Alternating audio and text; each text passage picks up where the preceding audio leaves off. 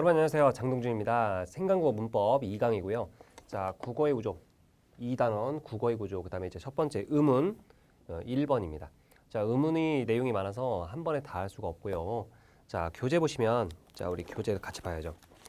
자, 교재는 우리 25쪽이에요. 네, 25쪽 내용을 보시면 되겠습니다. 자, 25쪽 보시면 되겠고 의문에 대한 어떤 그런 전체 개념 지도를 한번 볼 거예요. 자, 먼저 이제 늘 말씀드리겠지만 우리 생강 교재는 이제 준비해 주셔야 돼요. 생강국어 문법 교재를 준비해 주시고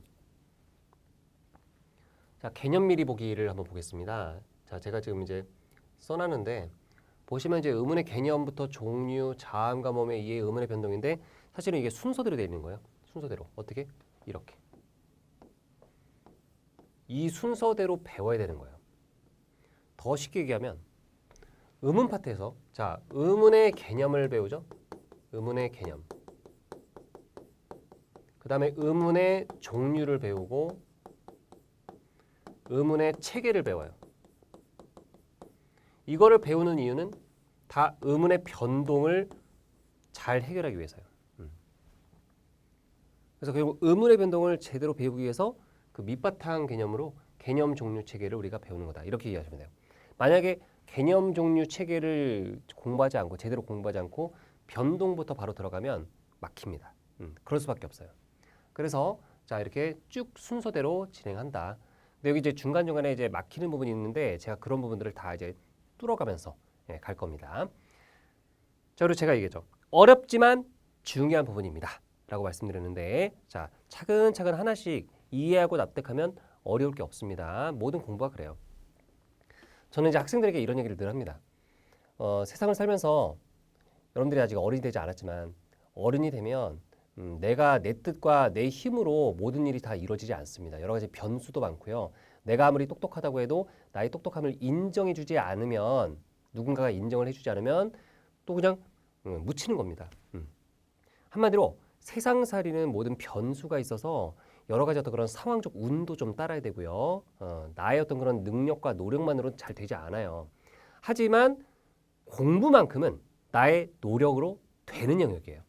내가 노력을 한 만큼 그만큼 결과물이 나오는 영역이라서 여러분들이 최선을 다해서 공부하면 좋은 결과가 있다. 문법도 마찬가지다. 그러면 자, 의문을 한번 시작해 볼게요. 자, 의문은 우리 친구들이 처음 배운 개념이 아닙니다. 자, 대부분 중학교 국어 문법을 바탕으로 해서 좀 더 심화된 내용을 덧붙여서 이제 고등문법이 나오는 것이기 때문에 처음 보는 개념이 아니죠. 자, 의문은 우리가 중학교 때에도 배웠던 적이 있는 문법 개념이죠. 근데 이제 여기 학생들이 배웠던 기억이 중학교 때 배웠나? 하지만 늘 기억이 이렇게 안 나는, 잘 나지 않는 그런 개념이기도 합니다. 사실 그래요. 제가 물어보면 얘들아 의문을 아니? 라고 하면 의문이라는 용어는 안 돼. 그런데 이제 의문이 뭐니? 설명해봐 하면 하고서 이제 대답을 못하는 경우가 많아요. 그래서 다음 컷 보시면 의문은 매년 수능에 출제되고 있는 중요한 영역이고요. 그 다음에 이제 특히 의문 변동의 경우 제대로 이해하지 않으면 사실은 건드릴 수가 없어요. 그러니까 쉽게 얘기하면 국어 문법은 약간 수학이랑 비슷한데 모르면 틀려요. 그래서 제가 늘 얘기하는 게 아는 만큼 보인다. 이런 얘기를 많이 하죠. 모르면 보이지 않아요. 아예 보이지 않고요. 알면은 정답이 바로 보여요. 이게 바로 문법이에요. 그래서 미리 어느 정도 개념을 알아두는 것이 상당히 중요하다. 그래서 여기 보시면 의문 변동의 경우 제대로 이해하지 않으면 문제의 손도 댈 수 없을 만큼 어려운 부분이다라고 나와 있죠. 그래서 자, 이번 기회에 큰 마음을 먹고 확실하게 정리하도록 합시다. 라고 이제 이렇게 주먹 꽉 쳤는데 여러분들 이제 난 할 수 있다. 라고 생각을 하고 따라오시면 되겠습니다. 자, 수능 팁 보시면 의문의 개념과 체계 및 의문 변동의 규칙 4가지 교체, 탈락, 첨가, 추격의 개념을 정확하게 이해하도록 합시다. 라고 되어 있는데요. 자, 지금 선생님 이거 처음 보는 개념인데요. 교체, 탈락, 첨가, 추격 이게 뭔가요? 다음 컷에서 얘기를 해볼게요. 자, 먼저 이제 의문의 개념을 한번 보는데 의문이라고 하는 것은 말의 뜻을 구별해주는 말소리의 가장 작은 단위다. 자, 이거는 외워주셔야 되는 그런 부분인데 특히 여기서 이제 가장 중요한 표현은 바로 구별이에요. 구별. 구별이란 말이 가장 중요합니다. 자, 그래서 여러분은 음성과 의문의 개념을 구별할 수 있나요?라고 했는데 우리가 흔히 이제 우리가 교과서에 보면 의문을 얘기할 때 음성이라는 개념도 같이 얘기하거든요. 그래서 여기다 언급해놨어요. 그러니까 보시면 그냥 단순히 그냥 문법의 어떤 그런 중요한 개념만을 이렇게 얘기한 게 아니라 교과서의 내용까지 다 커버할 수 있도록 이게 해놓은 거예요. 자, 세상에는 여러 가지 소리가 존재하는데요. 그래서 지금 보면 소리. 그래서 여러 가지 소리들 중에 사람의 입을 통해 나와서 말을 할 때 사용되는 소리를 음성이라고 합니다. 한마디로 이제 말을 할 때 사용되는 소리인 거죠. 근데 음성은 사람마다 다르고, 그러니까 우리가 이제 흔히 톤이 다르다고 하잖아요. 그래서 음성은 사람마다 다르고 같은 사람의 음성이라도 말을 하는 때에 따라서 다르죠. 그래서 화날 때 말과 그냥 말할 때와 그다음에 울 때 말이 다르다. 그래서 말을 하는 그런 때, 말을 하는 상황에 따라서 다른데 우리는 이렇게 다양한 음성을 같은 소리로 인식하며 살고 있습니다. 예를 들어서 말소리는 모두 다르더라도 사랑해라고 말하면 예를 들어서 여기 보면은 사랑해! 이건 사랑해 뭐 이런 식으로 말소리는 모두 다르더라도 사랑해라고 말하면 이를 모두 같은 의미를 지닌 기호로 받아들이는 것이죠. 이런 식으로 그냥 다 같은 사랑이구나 이런 식으로 받아들인다. 이와 같이 음성에서 공통적인 요소만을 뽑아서 머릿속에서 같은 소리로 인식하는 추상적인 말소리를 이제 의문이라고 합니다. 그래서 여기 보면 좀 어려운 표현이 나와 있는데 같은 소리로 인식되는 추상적인 말소리. 근데 이거는 그냥 그렇구나 정도로 이해만 하고 외울 필요는 없습니다. 제가 외워야 되는 것은 반드시 외워라 라고 얘기를 하고요. 그렇지 않은 것은 그냥 이해만 하고 넘어가라 라고 얘기를 해요. 그럼 이제 음성과 의문의 개념을 구별할 수 있겠죠? 그래서 여기 보면 다시 한번 정리합니다. 음성은 구체적인 말소리인 반면 의문은 추상적인 말소리다. 이게 이제 포인트죠. 내신 시험에서도 많이 나오는 음성과 의문의 차이. 그래서 음성은 구체적인 말소리고 의문은 추상적인 말소리다. 이렇게 이해하시면 된다라는 거고요. 그러면 다시 돌아와서 그러면 의문은 추상적인 말소리라고만 기억하면 될까요? 안 됩니다. 그것만으로는 부족해요. 그래서 의문은 다시 한번 자 이렇게 기억해야 돼요. 이거는 외워줘야 돼. 이건 암기야. 이건 암기해줘야 돼. 의문은 말의 뜻을 구별해주는 말소리의 가장 작은 단위다. 그래서 중학교 때 사실 배웠던 개념인데 기억이 잘 안 나실 거예요. 그래서 자꾸 반복해서 아예 통째로 외워버리세요. 자, 의문의 개념에서 가장 중요한 단어는 바로 구별입니다. 구별. 그래서 의문이 말의 뜻을 구별해준다고 했는데 예를 한번 들어볼까요? 그래서 걸음과 기름은 다른 말이죠라고 했어요. 자, 여기서 중요한 거. 의문이라고 하는 거, 의문의 영역은 다 무엇을 기준으로 하냐면 표기를 기준으로 하는 게 아닙니다. 발음을 기준으로 하는 거예요. 발음을 기준으로 우리가 생각하는 겁니다. 그래서 이제 여기서 걸음과 기름은 다른 말이다라고 했는데 우리가 이제 의문을 갖다 뽑아낼 때 어떻게 뽑아내는지 잘 보세요. 자, 걸음과 기름은 다른 말 맞아요. 그죠? 걸음과 기름. 일단 딱 봐도 이게 같은 말이진 않죠. 자, 그런데 보시면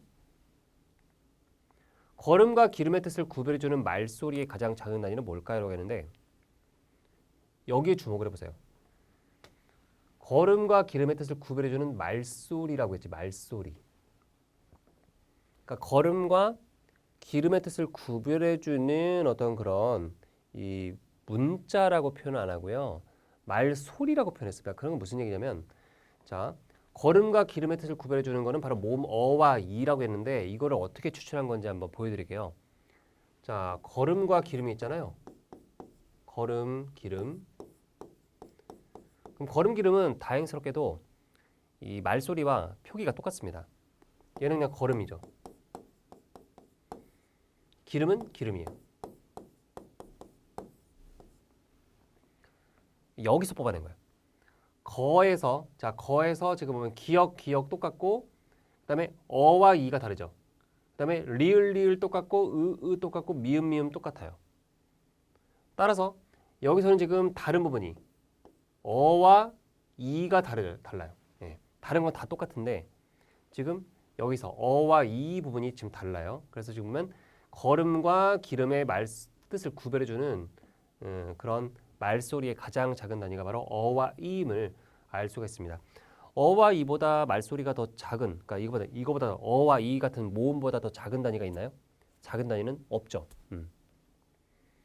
그래서 바로 모음 어와 이인데 어와 이를 뽑아낸 게 이런 식으로 뽑아낸 거야. 발음 기호 안에서 지금 이렇게 모음을 뽑아낸 거다라고 보시면 되겠습니다. 그래서 보시면 어와 이로 인해 걸음과 기름의 의미가 변별되죠. 그렇죠.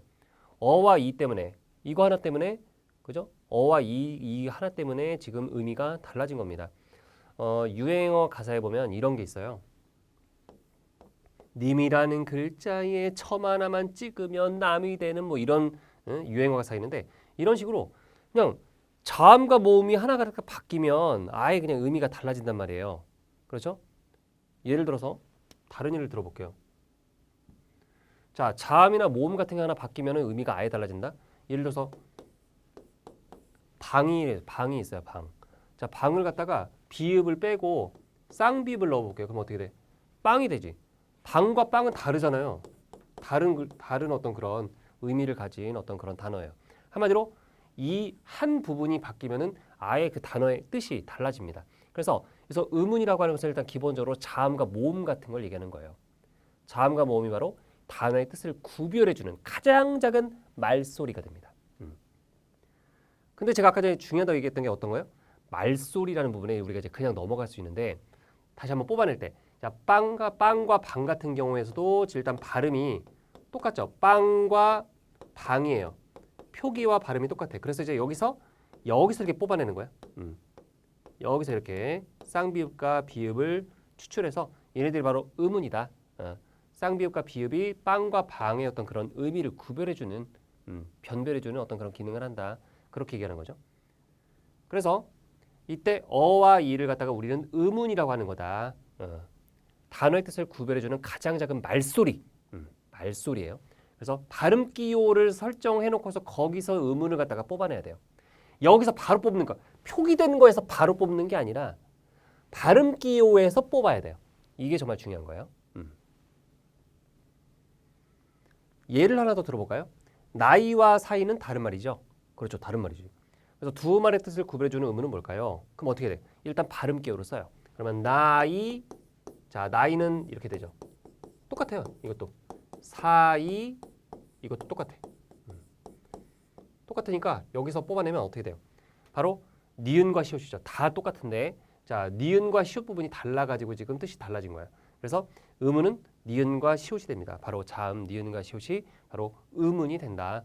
바로 나이와 사이의 뜻을 구별해주는 가장 작은 그런 말소리가 된다. 자 그러면 의문의 종류를 들어가기 전에 자 이 부분에서 이 앞부분에서 자 하나만 이제 추가로 제가 말씀드릴게요.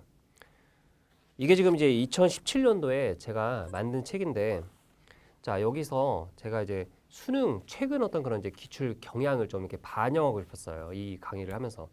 그래서 지금 보면 이런 것들 한마디로 어와 이로 인해서 걸음과 기름의 어떤 의미가 변별이 되는데 그러면 이런 걸음과 기름 같은 이런 단어의 짝을 뭐라고 하느냐 이런 식으로 이 어와 이 이런 어떤 의문 하나로 의미가 이렇게 변별되는 그런 단어의 짝을 우리가 뭐라고 하냐면 최소 대립상이라고 합니다. 말이 어렵죠? 선생님 어디서 들어본 것 같은데 잘 모르겠어요 라고 하는 친구들이 대부분일 겁니다. 그런데 2019학년도 수능에 등장한 적이 있습니다. 그때 다들 충격이었어요. 왜? 그전까지는 최소 대립상이라는 말이 안 나왔었거든요. 시험에. 그런데 갑자기 등장했습니다. 그러니까 보면은 수능이든 학교 시험이든 예전에 나왔던 그런 흐름대로 쭉 그냥 나오는 게 아니라 갑자기 그동안 우리가 소외당했던 어떤 개념이라고 해야 될까? 약간 우리가 주목하지 않았던 그런 개념들이 갑자기 시험 문제로 소환되는 경우가 있어요. 바로 최소 대립상도 그러합니다. 그래서 우리가 최소 대립상에 대한 정리를 한번 하고 갈 필요가 있다. 다시 한번. 자, 최소 대립상은 이렇게 한번 정리합시다. 하나의 소리로 인해서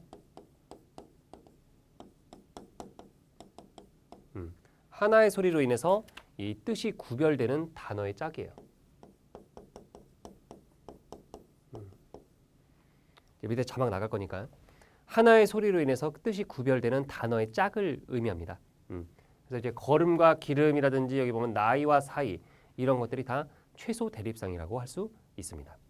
그렇다면 최소 대립상은 반드시 다른 두 개의 의문이 추출되어야만 최소 대립상으로 볼 수가 있습니다. 다시 볼까요? 자, 최소 대립상이 되려면은 서로 다른 두 개의 의문이 추출되어야 된다. 그러면 여기서도 보세요. 걸음과 기름에서도 지금 보면은 어와 이라고 하는 서로 다른 두 개의 의문이 추출되었죠. 그러니까 걸음과 기름은 최소 대립상이라고 할 수 있는 겁니다. 나이와 사이도 마찬가지로 나이와 사이에서 서로 다른 두 개의 어떤 그런 같은 자리에서 두 개의 어떤 다른 의문이 추출됐기 때문에 그래서 나이와 사이는 최소 대립상이라고 할 수 있는 겁니다. 이해되죠? 그래서 최소 대립상도 같이 이제 의문을 통해서 기억하시면 좋을 것 같아요. 다시 한번 하나의 소리로 인해 구별되는 단어의 짝, 뜻이 구별되는 단어의 짝을 우리가 최소 대립상이라고 한다. 자, 그러면 이 정도로 하고 자, 의문의 종류로 한번 넘어가 볼게요. 자, 우리가 이렇게 얘기했죠. 의문의 개념하고 의문의 종류, 의문의 체계, 그 다음에 의문의 변동을 들어간다고 했습니다. 이제 의문의 개념 끝났고 이제 의문의 종류로 들어가는데 의문의 종류도 두 가지가 있어요. 여기 보시면은 여러분들이 의문을 갖다가 자음과 모음이 있고 그 다음에 뭐 장단 같은 게 있다 정도는 아실 건데 우리가 이제 고등학교 국어 문법에 보면은 표현을 좀 이렇게 좀 더 복잡하게 쓰는 게 있어요. 바로 의문의 음이 음소고요. 의문의 운이 운소예요. 그래서 음소의 음과 운소의 운을 합쳐서 의문이라고 하는 거예요. 그리고 음소는 다른 말로 분절 의문이라고도 하고 운소는 비분절 의문이라고 하는데 이거 다 알고 있어야 돼. 암기해야 돼요. 결론적으로는 암기해야 돼. 그러면 자 한번 컷을 보겠습니다. 앞에서 뵀던 의문 개념 부분만 보면 우리는 이렇게 생각할 수 있다. 어떻게? 자 아까 전에 걸음 기름에서 어이를 추출하고 나이와 사이에서 니은 시옷을 추출했어. 그래서 그러면 자음과 모음이 바로 의문이 되는 거구나라고 이렇게 생각할 수 있다. 하지만 자음과 모음만이 의문인 것은 아니다. 그래서 제가 쉬운 예를 들어서 의문을 설명하기 위해서 자음과 모음을 예로 든 것일 뿐이다. 이렇게 나와 있고요. 그러면 자음과 모음이 의문인 건 맞는데 자음과 모음만이 의문은 아니다라고 하는 거죠. 그래서 지금부터 이제 의문의 종류를 정확하게 공부를 해볼 건데 자 의문은 원래 음소와 운소가 합쳐진 말입니다. 그래서 이제 운이라고 되는 거예요. 그래서 음소, 운소는 중학교 때 배우지 않는 그런 개념인데 고등학교 와서 배우는 개념이에요. 그래서 자, 음소와 운소 이렇게 나눌 수 있고 자 그러면 의문의 종류는 음소와 운소라고 할 수 있는데 조금 더 보시면 학교 현장에서는 음소와 운소라는 용어보다는 분절 의문과 비분절 의문이라는 말을 많이 쓰죠. 네. 그래서 이제 분절 의문은 뭐냐? 자, 음소는 분절 의문이고 운소는 비분절 의문인데 자, 분절 의문은 음절이나 단어와 같이 더 큰 단위로부터 쪼개어서 분리할 수 있는 의문으로 자음과 모음이 이에 해당됩니다. 근데 아마 대부분 여기서 이해를 잘 못하고 넘어가는 경우가 많아요. 어떤 거냐면 이거. 음절이나 단어와 같이 더 큰 단위로부터 쪼개어서 분리할 수 있다는 게 뭐냐? 이거. 쪼개어서 분리할 수 있는 의문. 이게 이해가 잘 안 된다고 하더라고요. 이게 무슨 의미인지 모르겠다. 이거예요. 쉽게 얘기하면 분절 의문은 분리가 가능하다는 거야. 분리. 이렇게 뗄 수 있다. 어떤 식으로? 자, 밤이라는 글자를 예로 들면 밤에서 종성 미음을 갖다가 분리시켜요. 뗍니다. 분리가 가능하죠. 이게 바로 분절 의문이에요. 분리가 가능한 거. 잘라낼 수 있는 거. 그 다음에 이 미음을 잘라내고 밤이라는 글자에서 미음을 잘라내고 여기다가 이응을 넣어버리면 삽입하면 방이라는 글자로 바뀌잖아요. 이게 바로 분리가 가능하다는 거예요. 그래서 분절 의문이에요. 그래서 분리가 가능하니까 그 자리에 다른 자음이 들어갈 수 있죠. 그래서 분절 의문이라고 하는 것도 바로 이런 거다. 그럼 비분절 의문은 뭐냐? 분리가 안 되는 거예요. 지금 울고 있네. 비분절 의문이 이해가 안 돼서. 아마 여러분의 심정도 그럴 것 같은데 자 보시면 비분절 의문은 바로 음절이나 단어와 같이 더 큰 단위로부터 이제 쪼개지지 않는 의문이에요. 그래서 비분절 의문으로는 장단, 억양 등이 있는데 자 이런 것들은 늘 분절 의문으로부터 분리가 되지 않고 분절문에 얹혀서 발음됩니다. 자, 예를 들어서 눈이 두 개가 있죠. 짧게 발음하는 눈이 있고 그 다음에 길게 발음하는 눈이 있습니다. 이거는 이제 장단은 장음 표시예요. 짧게 발음하는 눈은 우리 신체기관 눈입니다. My eyes, 그죠? 눈, 짧게 발음해요. 근데 하늘에서 내리는 snow, 그런 눈은 하늘에서 내리는 눈, snow는 길게 발음합니다. 그런데 지금 길게 발음할 때 물론 이제 모음을 길게 발음하는 거긴 한데 눈, 그러면 이런 장단, 소리의 어떤 그런 길고 짧음 이런 것들이 분리가 됩니까? 안 되죠.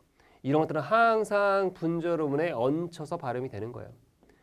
따라서 장단과 억양 같은 이런 비분절음문은 말 그대로 비분절이란 말을 통해서 알 수 있듯이 자 분리가 안 됩니다. 여기서 중요한 것은 장단, 억양도 말의 뜻을 구별해주는 의문의 기능을 한다는 건데요. 그렇죠. 이거 보세요. 눈을 길게 발음하고 짧게 발음하는 것에 따라서 뜻이 달라집니다. 눈을 길게 발음하면 하늘에서 내리는 눈이 되고요. 짧게 발음하면은 우리 사람의 신체기관 눈이 됩니다. 따라서 길고 짧음, 즉 장단도 말의 뜻을 구별해 주니까 의문의 기능을 한다라고 할 수 있죠. 그래서 장단부터 한번 확인해 볼까요? 장단은 소리의 길고 짧음이잖아요. 그래서 같은 말이라도 소리의 길고 짧음으로 인해서 말의 뜻이 달라집니다. 그래서 말과 말 뭐 이런 것들. 근데 이거 아마 초등학교 때 배웠을 거예요. 이런 소리의 길고 짧음에 따라서 뜻이 달라지는 거. 그래서 제가 표로 이제 준비해 봤습니다. 자, 보시면 소리의 장단으로 해서 말의 뜻이 달라지는 것들 중 대표적인 것을 제가 정리해 보았습니다. 라고 해서 이렇게 정리를 했어요. 짧은 소리, 눈목자죠. 사람 눈이에요. 이 눈은 하늘에서 내리는 눈, 눈설자. 그냥 발을 짧게 발음하면 역시 사람 발이에요. 신체 기관은 대부분 짧게 발음합니다. 그래서 사람 발 짧게 발음하고 이 발은요. 햇빛 가리개를 얘기하는 거예요. 햇빛 가리개. 그래서 햇빛을 가리기 위해서 발을 친다고 하잖아요. 그래서 햇빛 가리개 얘기하는 것이고 그 다음에 손은 사람 손을 얘기하는 것이고요. 이 손은 자손을 얘기하는 거야. 자손. 자손을 얘기할 때는 길게 얘기해요. 그 다음에 이제 이 밤은 지금 밤 하면 들어 시간적 개념의 밤이죠. 아침, 점심, 밤 할 때 이 밤은 먹는 밤이에요. 이거 먹는 밤, 밤률자죠. 그 다음에 아까 전에 말 있었는데 타고 다니는 말 있죠. 홀스, 타고 다니는 말은 짧게 발음합니다. 동물은 짧게 발음하는데 우리 말은요. 우리가 하는 말은 길게 발음해요. 말.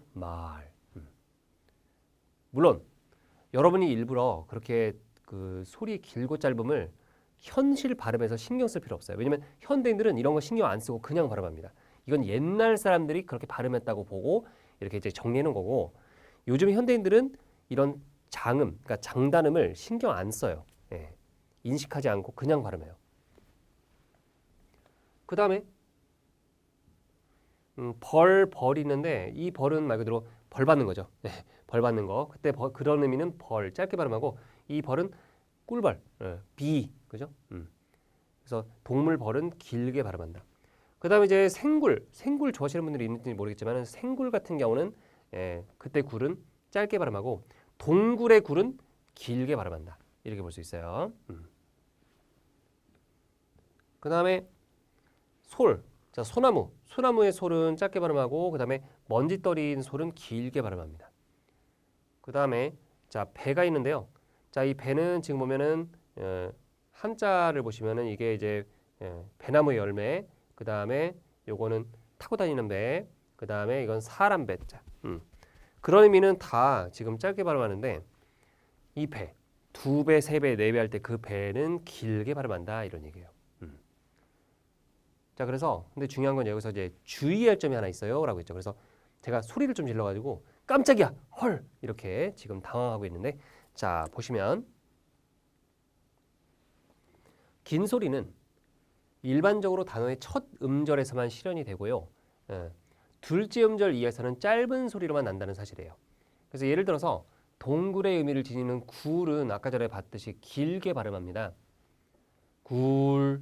그런데 동굴처럼 굴이 지금 이렇게 둘째 음절, 그러니까 첫 번째 음절이 아니라 두 번째 음절에 이렇게 배치가 되잖아요. 그러면 짧게 발음돼요. 원래 굴은 동굴의 의미를 지닌 굴은 길게 발음하는 건데 이게 첫 번째 음절이 아니라 두 번째 음절부터는 짧게 발음된다라고 하는 거예요. 그래서 다른 예를 또 들어볼까요? 네, 좋아요.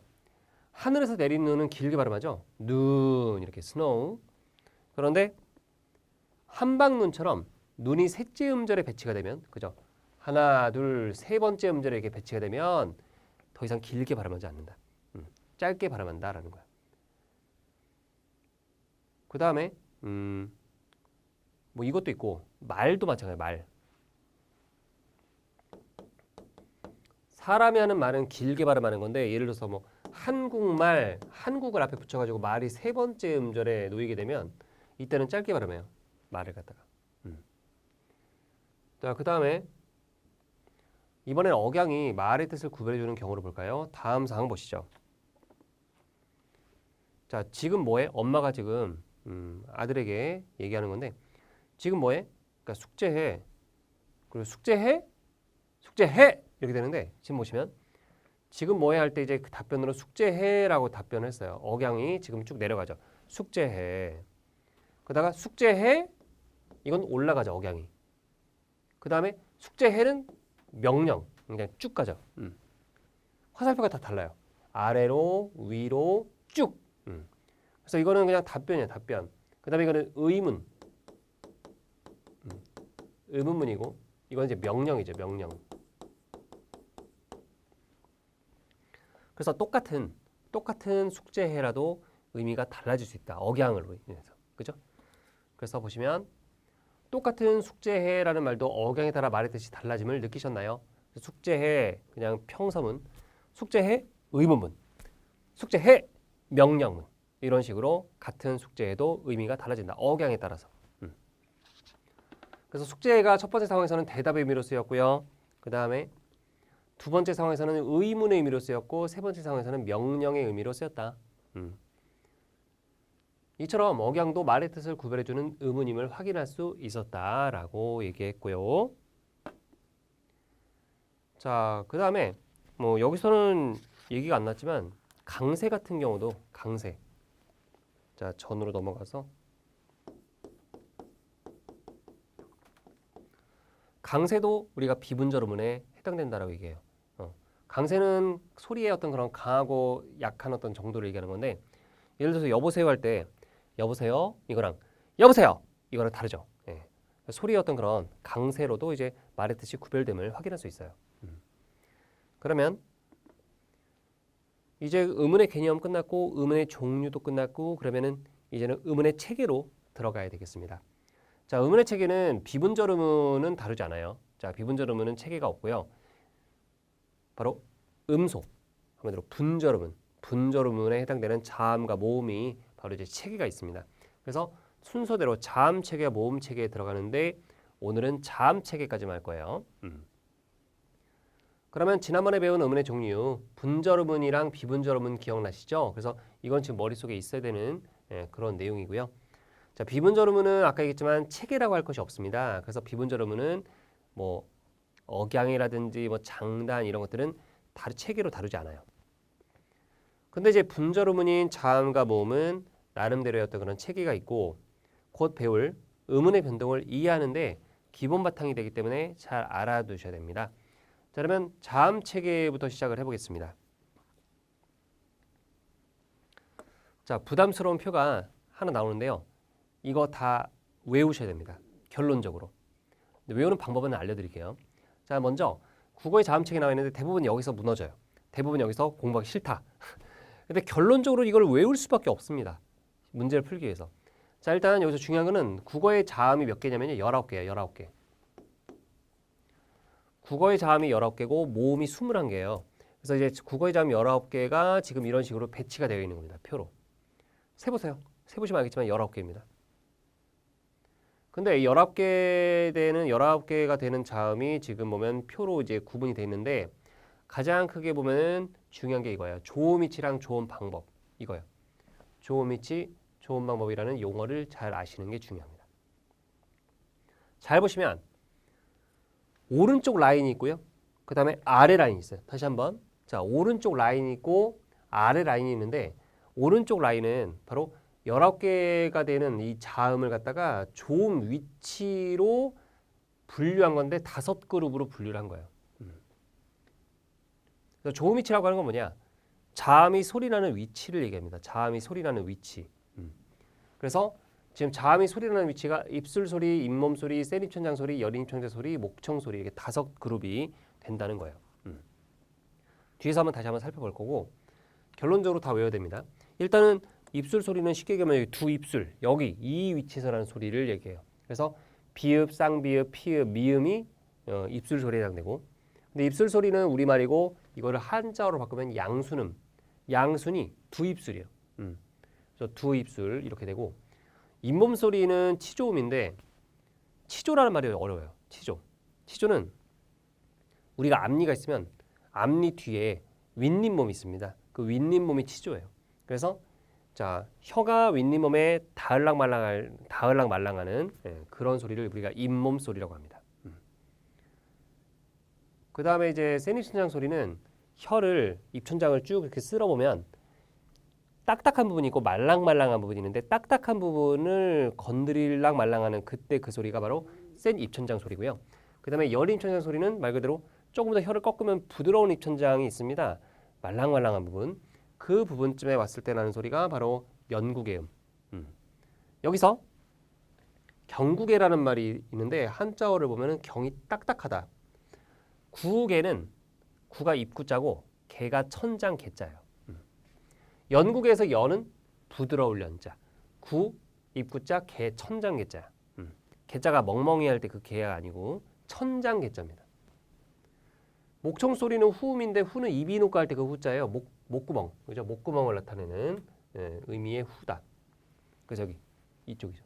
여기서 나는 소리. 그래서 지금 19개나 되는 이 국어의 자음을 갖다가 그 자음이 소리나는 위치에 따라서 5그룹으로 이렇게 나누는 거다.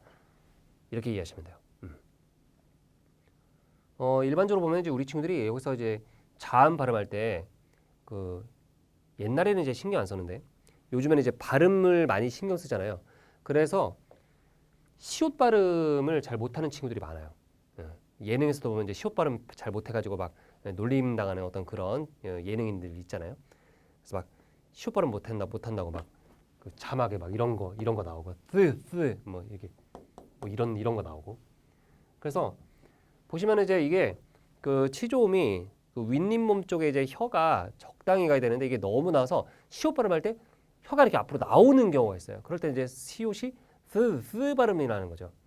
그래서 그렇게 이상하게 되는 건데 사실은 영어 공부를 열심히 한 친구들이 이게 시옷 발음이 제대로 안 되는 경우가 은근히 있어요. 그러니까 쓰 이거 이 발음 많이 하다가 이제 시옷 발음하면은 자동적으로 혀가 앞으로 나오면 안 되는데. 그 다음에 이제 국어의 19개 자음을 조음 방법, 소리 내는 방법으로 나누는 게 있습니다. 여기서 파열음, 파찰음, 마찰음은 성대가 울리지 않는 안울림 소리에 해당이 되고요.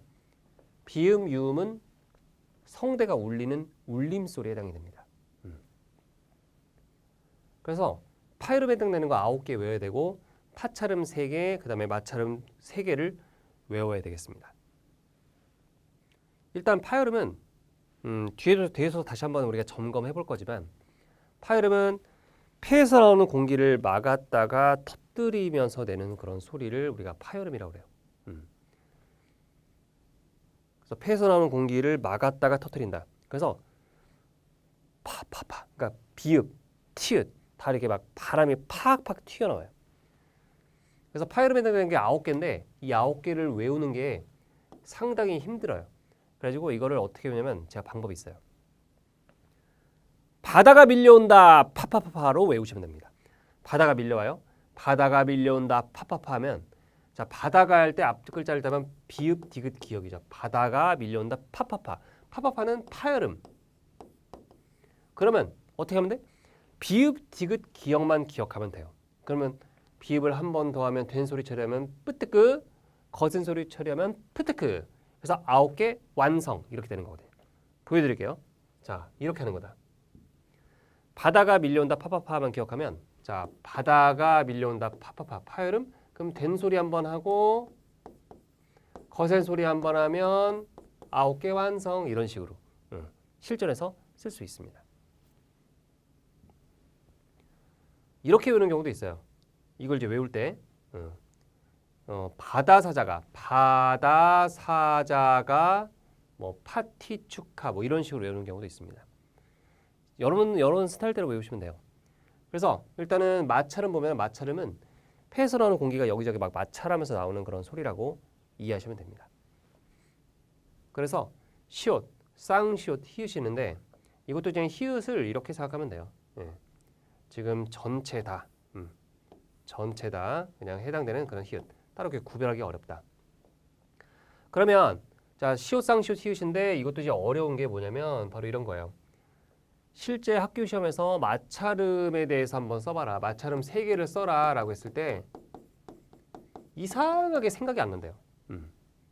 시옷, 쌍시옷, 히읗을 이렇게 당당하게 써야 되는데 기억이 잘 안 난다고 합니다. 그래서 만약에 내신 시험 나오게 되면 내신 시험을 대비하게 되면 시옷, 쌍시옷, 히읗 이거를 잘 외워 주셔야 되고 그 다음에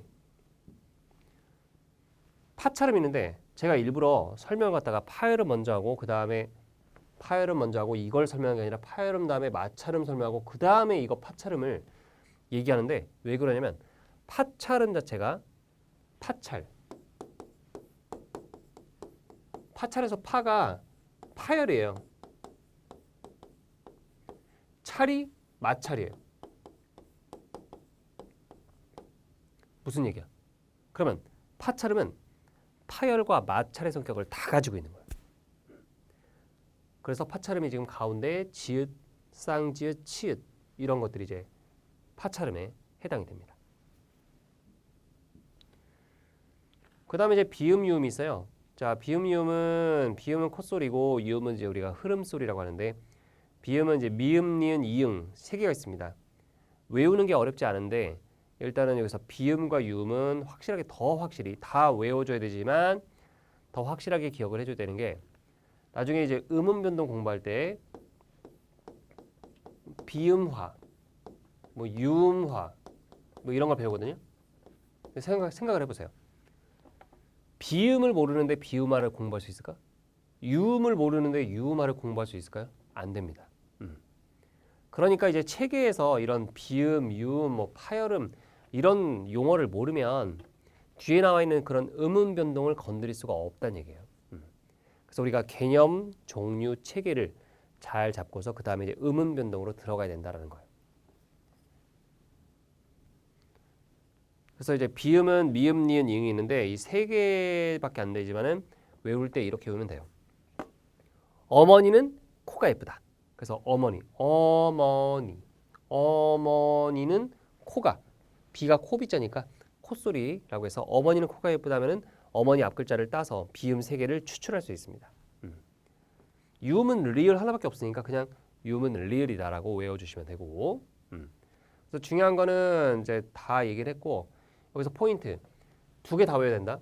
자, 입술 소리만 외우고 입술 소리는 아는데 양수는 모른다. 안 돼요.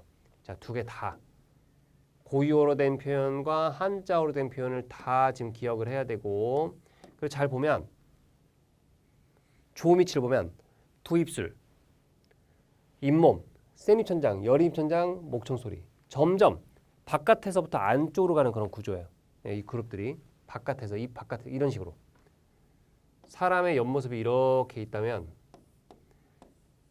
앞쪽 두 입술부터 시작해서 목구멍까지 이런 식으로 바깥에서 안쪽으로 가는 이런 구조예요. 바깥에서 안으로 그런 식으로 이제 그룹이 저어 있다. 이렇게 이해하시면 돼요. 그 다음에 자 여기서 이제 한 가지 더 봐야 되는 게 파열음, 파찰음, 마찰음을 보면은 특히 파열과 파찰 보면 안에 한 번 더 구별이 돼 있어요. 소리의 세기에 따라서 바로 예사소리, 된소리, 거센소리의 어떤 그런 개념입니다.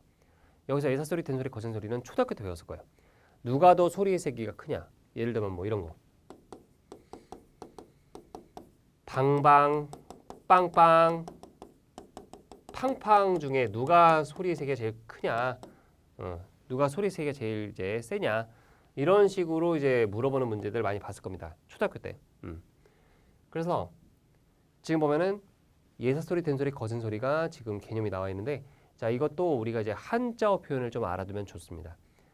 예사소리는 뭐라고 하냐면 평음이라고 그래요. 자 예사소리는 평음 꼭 기억하셔야 됩니다. 나중에 또 나와요.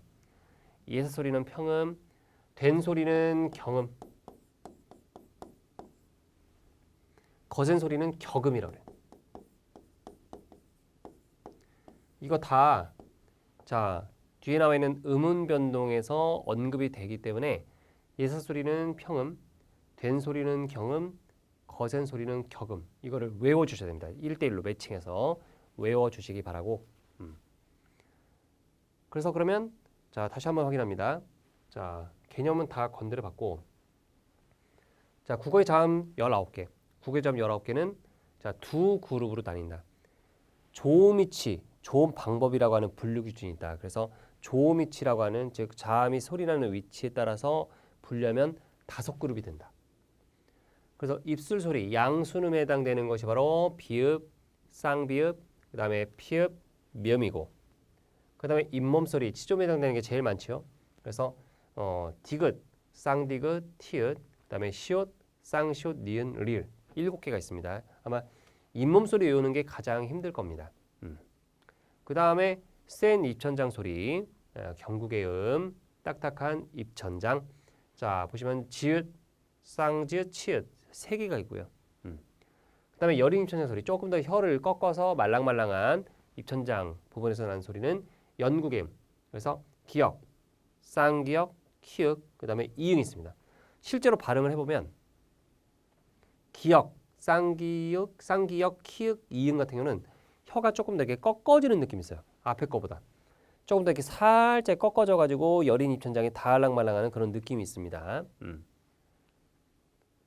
그러니까 약간 좀 이 기역부터 이응 이런 라인들을 발음해보면 약간 좀 이렇게 답답한 느낌이 있어요. 살짝. 왜냐면 혀가 꺾이면서 혀뿌리가 목구멍을 살짝 막는 느낌이 있어가지고 답답한 느낌이 살짝 있어요. 그 다음에 목청 소리는 히읗 하나밖에 없으니까 이거는 뭐 그냥 바로 외울 수 있을 것 같고 그래서 이 목구멍 이쪽에서 나는 소리가 히읗이에요. 그 다음에 자 19개의 자음을 조음 방법으로 자음을 소리내는 어떤 방법으로 분류를 하면 일단 파열음, 파찰음, 마찰음이 안 울림 소리, 성대가 울리지 않는 거다. 그 다음에 비음, 유음은 성대가 울리는 거야. 근데 성대가 울리냐 안 울리냐를 왜 얘기하냐면 나중에 이제 모음 다음 시간에 이제 모음을 집중적으로 배우는데 모음 같은 경우는 성대가 다 울리거든요. 모든 모음은 성대가 다 울려요. 근데 자음은 기본적으로 성대가 울리지 않는데 예외적으로 여기 비음, 유음. 비음 몇 개야? 비음 3개. 유음 하나. 즉 이 4개의 자음만 4자음이라고 할게요. 4자음. 4개의 자음만 유성자음이에요. 성대가 울리는 자음이에요. 울림소리입니다. 그래서 울림소리는 성대가 울리는 것은 모음 전체와 그 다음에 자음 중에서 이 4개 미음, 니은, 이응, 리을만 성대가 울린다라고 이해하시면 돼요. 나머지는 다 여기 파열음 9개, 파찰음 3개, 마찰음 3개 다 안 울림 소리, 성대가 울리지 않습니다.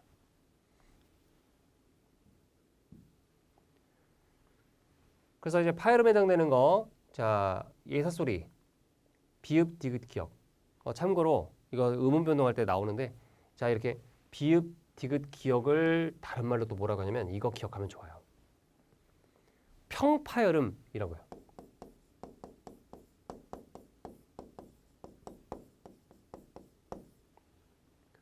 음운의 변동 배울 때 이런 표현 배우거든요. 음절말 평파열음화라고 하는 그런 개념이 나와요. 근데 이때 평파열음이 뭐냐? 바로 이거죠. 파열음이긴 파열음인데 예사소리 파열음. 근데 예사소리는 다른 말로 뭐라고 그랬어? 방금 했잖아. 평음. 그러면 평음의 평에다가 파열음을 붙이면 평파열음이 됩니다. 그래서 비읍, 디귿, 기역이 바로 평파열음이다. 자, 이런 식으로 불린다라고 하는 것도 알아두면 좋아요. 그럼 나머지 거 얘기하면 이제 굳이 얘기하면 된소리 같은 경우는 경파열음에 해당되겠고 거센 소리는 격파열음에 해당된다. 이렇게 얘기할 수 있겠죠. 근데 이제 실제로 쓰이는 용어는 이거. 평파열음만 써요. 음운 변동에서는. 그 다음에 자 된소리 파열음에는 쌍비읍, 쌍디귿, 쌍기역이 있다.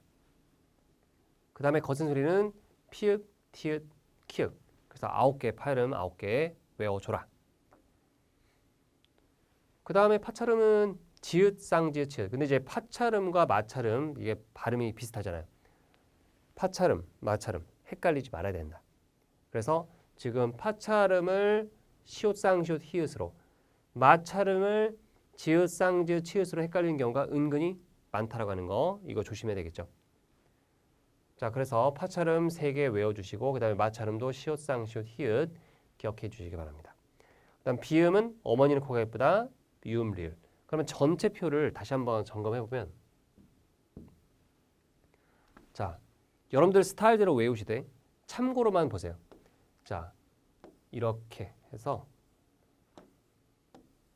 왜냐면 지금 여기 보면 이제 이거는 다 된 소리, 거센 소리 처리하면 바로 나올 수 있는 거니까 된 소리는 일단 하나만 더 더하면 되니까 이거는 빼고 요거 그 다음에 요거 그 다음에 요거 요 정도로만 자 지금 여기 나와 있는 거 정도로만 우리가 처리해도 전체 표를 갖다가 우리가 시험 볼 때 구성해낼 수 있어요. 그래서 이런 식으로 바다 사자가 파티 축하 그다음에 뭐 마누라야 하 이런 식으로 외우는 경우가 많아요. 근데 이거는 이제 약간 억지 암기법인데 근데 억지로 해서 어느 정도 표가 구성될 수 있다면 쓸만한 거죠. 그래서 뭐 다른 식으로 보셔도 돼요. 다른 식으로 이제 암기법을 만들어도 되는데 어쨌든 중요한 건 결론적으로 이 표는 외워야 된다. 특히 자 오른쪽에 좋은 위치, 아래 좋은 방법. 이게 오른쪽과 아래의 어떤 그런 이제 구조들을 다 기억을 하고 있어야 된다. 다행스러운 건 내신 공부를 만약에 여러분들이 내신 대비를 위해서 이 강의를 보고 있다면 이 표를 다 외우셔야 돼요. 그럼 이런 식으로 나오거든요. 시험이. 뭐 잇몸 소리면서 잇몸 소리면서 마찰음이면서 예사 소리인 거 뭐 이런 식으로 조건들을 까다롭게 주면서 조건에 다 맞는 어떤 그런 의문을 뽑아내는 그런 문제 나오기 때문에 그래서 이 표를 다 외워야 되지만 수능이랑 모의고사에서는 지금 이 강의를 보고 있는 친구들은 고등학생도 많단 말이에요. 이 표, 자암체계 표가 나와요. 전체가 다 나올 수도 있고 일부가 제시될 수도 있어요. 어쨌든 나와요. 그러니까 수능이랑 모의고사에서는 이 표를 외울 필요는 없지만 이 표를 이해할 수는 있어야 돼요. 이 표가 어떤 의미인지. 근데 결론적으로는 내신 수능이든 어쨌든 이 표는 결론적으로 수능 전에 한마디로 고등학교 3학년쯤 되면 외워질 수밖에 없다. 하도 많이 보니까. 그래서 이 표를 여러분들이 스스로 노트에 쓰면서 이 표를 스스로 완성해낼 수 있다면 여러분들은 잘한 거다. 그렇게 얘기할 수 있겠습니다. 특히 자 제가 아까 얘기했듯이 조음이치에서 여기 순우리말이랑 이 한자어 있죠? 이거를 왔다 갔다 변환할 수 있어요. 경구계음, 연구계음 좀 약간 어려운데 특히 치조음도 어렵고 근데 이런 것들을 순우리말과 한자어를 왔다 갔다 이렇게 다 쓸 수 있도록 하시고 아까 전에 예사소리, 된소리, 거센소리에서도 자 평음, 경음, 격음 얘기했던 거를 잊지 말아 주셨으면 합니다.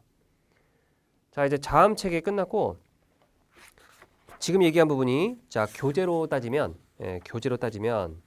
우리 지금 자음체계 우리 32쪽에 나와 있는 자음체계표를 우리가 이제 공부를 한 건데 자 그러면 다음 시간에 이 나와 있는 내용들을 다시 한번 이제 만화로 쭉 한번 이렇게 확인해 보는 시간을 가질 거거든요.